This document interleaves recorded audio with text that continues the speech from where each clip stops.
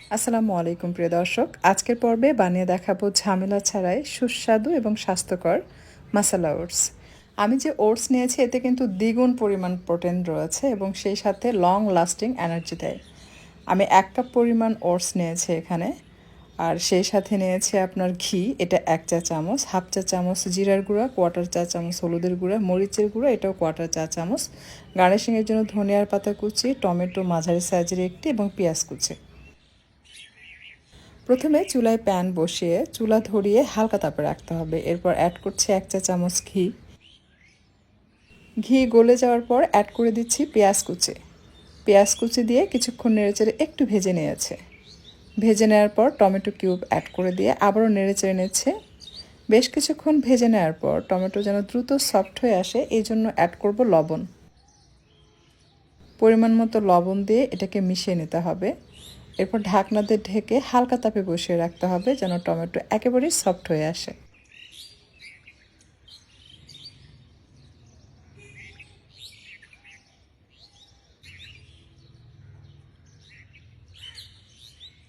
Tomato soft হয়ে আসার পর অ্যাড করে দিচ্ছি হলুদের গুঁড়া কোয়ার্টার চা চামচ, হাফ চা চামচ ভাজা জিরার গুঁড়া এবং কোয়ার্টার চা চামচ মরিচের গুঁড়া দিয়ে এটাকে মিশিয়ে নিচ্ছে। এই সময় কিন্তু চুলার তাপ খুবই কম থাকবে, তা না হলে মশলা দিয়ে যখন মিক্স করবেন তখন পুড়ে যাবে। মশলা যেন পুড়ে না যায় তাই সামান্য পরিমাণ পানি অ্যাড করেছে। পানি অ্যাড করে এটাকে মিক্স করে ভুনা ভুনা হয়ে আসা পর্যন্ত অনবরত নেড়েচেড়ে মশলাটাকে খুব ভালোভাবে কষিয়ে নিতে হবে। কষানো হয়ে গেলে অ্যাড করতে হবে 1 কাপ ওটস। ওটস দিয়ে অনবরত নেড়েচেড়ে এটাকে ভেজে নিতে হবে মশলার সাথে। বেশ কিছুক্ষণ ভাজার পর দেখবেন ওটসের খুব সুন্দর সুঘ্রাণ ছড়াতে শুরু করবে। ঠিক সেই পর্যায়ে অ্যাড করতে হবে পানি। 1 কাপ ওটসের জন্য আপনি চাইলে 2 কাপ পানি দিতে পারেন অথবা 1.5 কাপের একটু বেশি পানি দিতে পারেন। কারণ আপনি যদি লিকুইড করে তৈরি করতে চান তাহলে পানির পরিমাণটা বেশি অ্যাড করবেন। পানি দিয়ে এটা মিশিয়ে নিচ্ছে।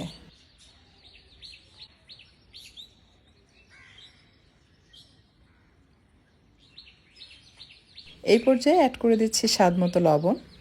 অবশ্যই ভেবেচিন্তে অ্যাড করবেন কারণ প্রথমে কিন্তু আমরা টমেটোর সাথে লবণ অ্যাড করেছি, তাই এই পর্যায়ে কম করে লবণ অ্যাড করতে হবে, বেশি কিন্তু দেওয়া যাবে না।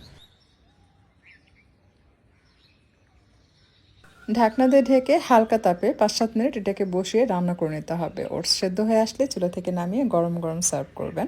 ইফতারি বা সেহরির জন্য আপনি চাইলে ঝটফট কিন্তু এভাবে ওটস রান্না করে খেতে পারেন। আশা করছি আজকের হেলদি রেসিপি আপনাদের কাছে ভালো লেগেছে। যদি ভিডিওটি ভালো লাগে লাইক, কমেন্ট এবং শেয়ার করবেন। আর এরকমই সহজ আর মজার মজার ইউনিক সব রেসিপি পেতে আমার চ্যানেলটি সাবস্ক্রাইব করে নিয়মিত চ্যানেলের সাথে থাকবেন আশা করছি। আজকে আর কথা বাড়াচ্ছি না, আপনাদের সকলের সুস্বাস্থ্য কামনা করে বিদায় নিচ্ছি। ভালো থাকবেন সবাই। আল্লাহ হাফেজ।